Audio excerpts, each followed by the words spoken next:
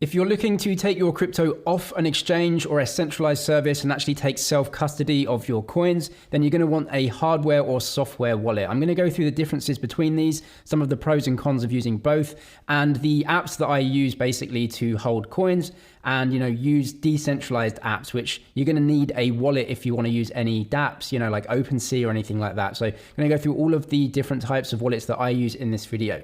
Let's get on to Trust Wallet first. So this is wallet number one. I actually use Trust Wallet, and it's really a Binance chain and Binance ecosystem wallet first, but actually you can hold a lot of other tokens on here.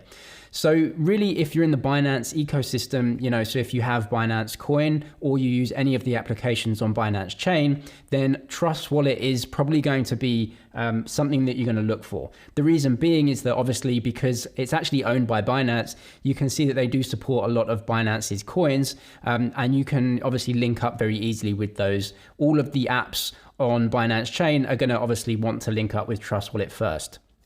You can buy crypto on the app, but it is more expensive. And so this is a decentralized wallet. So what happens is that you actually go through to a third party, pay your money, and then they send the coins over to your wallet. Or you can actually just use a centralized exchange and then transfer the coins out to your wallet as well. I've got some tutorials on how to do that. I'll leave everything in this video linked in the description, so you can see all of the links to go through to, all of the wallets and everything like that.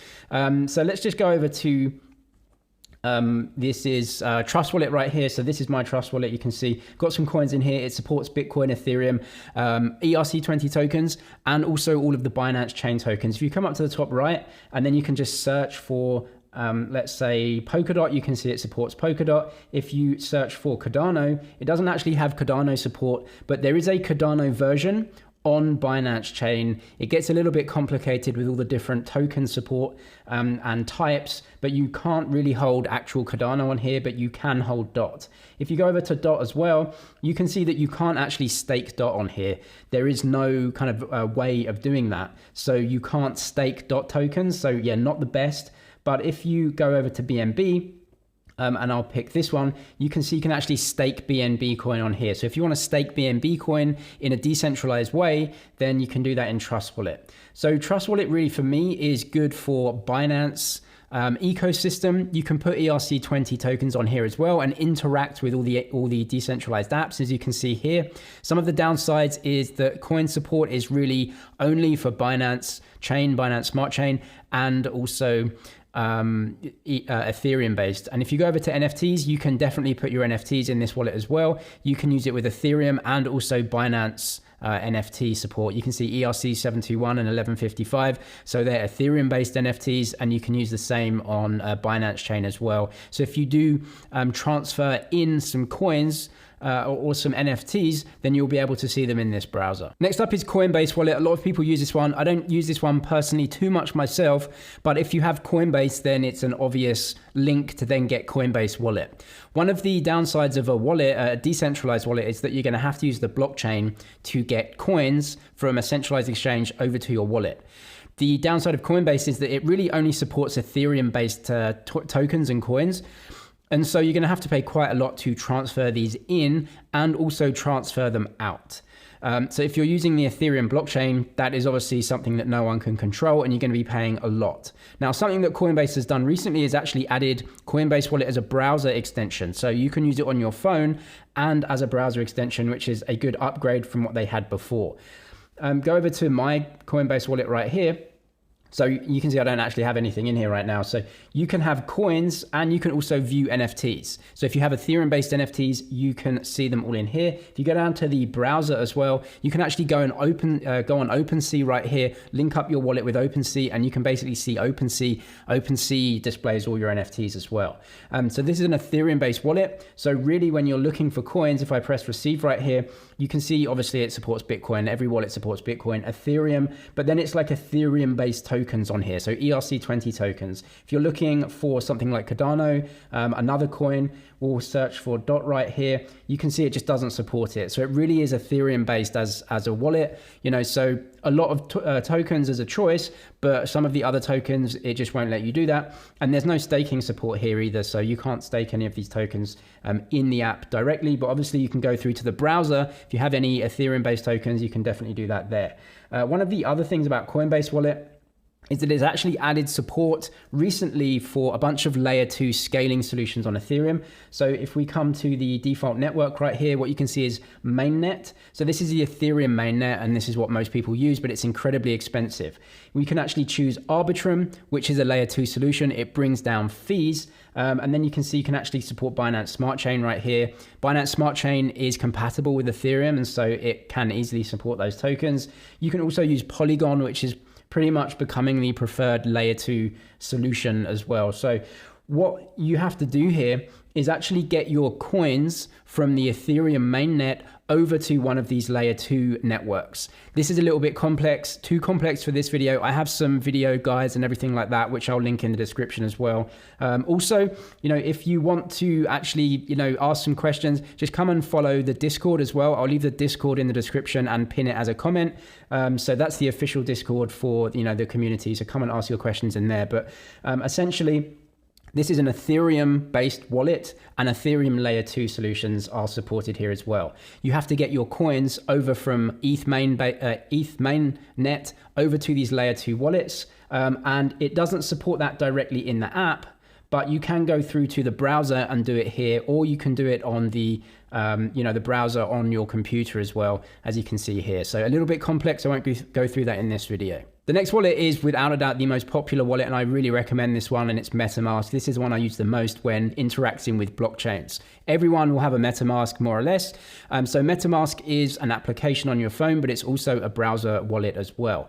MetaMask is not really affiliated with any exchanges or anything, so a lot of people use this. So what I'm going to do is actually bring up my MetaMask right here.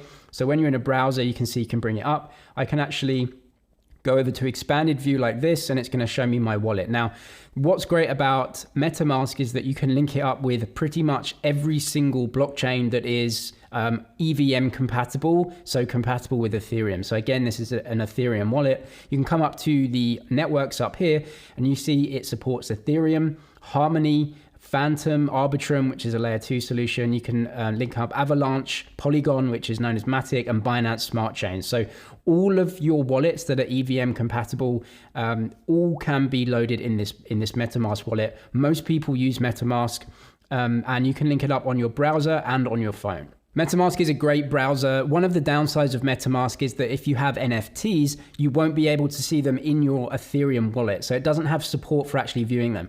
It's really easy to get around this. Basically, just use the application or just go on OpenSea, link up your MetaMask wallet. OpenSea is a browser as well, so you can see your NFTs in OpenSea when it's linked up to your wallet.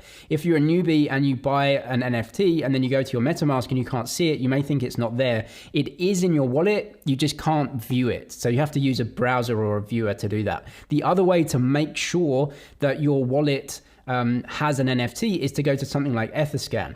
So if you're using Ethereum to do this, you can go to Etherscan. If you're using the Polygon network, you can go to Polygon Scan. But what you can do right here is take your wallet address and then paste it in here and search for your wallet address. When this comes up, it is going to show you all of the tokens that the wallet holds. So this is actually going to show you more than MetaMask, because MetaMask sometimes doesn't come up with what you have in your wallet.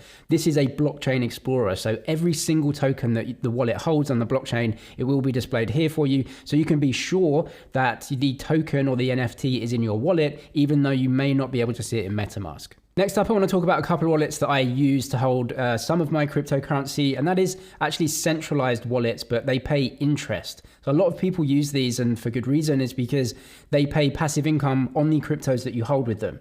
This is something that you don't really get in decentralized wallets, right? So decentralized wallets are not companies really. They're kind of decentralized protocols, and so they're quite dumb and they don't really do anything for you. You have to do everything yourself, and you have to interact with applications yourself. Whereas with centralized decentralized wallets, essentially what they do is take your crypto and they actually lend it out, earn income, and then pass that income back to you. And they obviously take, some profit for themselves as well. But a lot of people use these for, part of their crypto holdings. So the ones that I use, or two of the ones that I use, is Celsius and also Nexo. So Celsius essentially pay passive income on everything that you have within the app, and you can see a bunch of cryptos that they support, which is Ethereum, Bitcoin, Cardano, Polkadot, and they also support stable coins as well. And you can see the interest rate is really good on these at 8.5% at the moment anyway. All of these rates can fluctuate. So all you do basically is just transfer your cryptocurrency into the app, and then they start paying you passive income straight away, on a daily basis. So Celsius is definitely one that I use, and they have amongst the best rates in the industry. The other one that I use is Nexo. So again, it's just a very similar thing.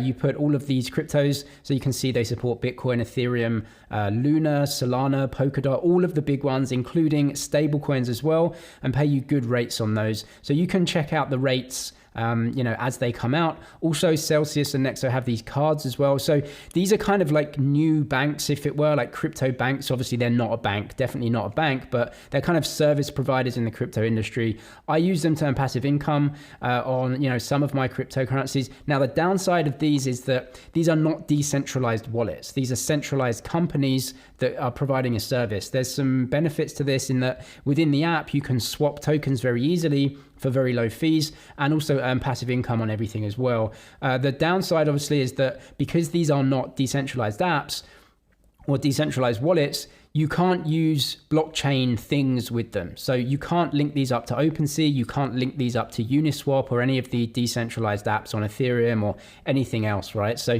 these really are almost like a kind of exchange where you put your coins on, you can swap things around, and the way you get coins on and off is just by sending them in and out. So you can do that very easily on all the networks they support, like Ethereum, Polygon, and everything like that. And they pay good rates, but you won't be able to use applications like you can in all of the other wallets.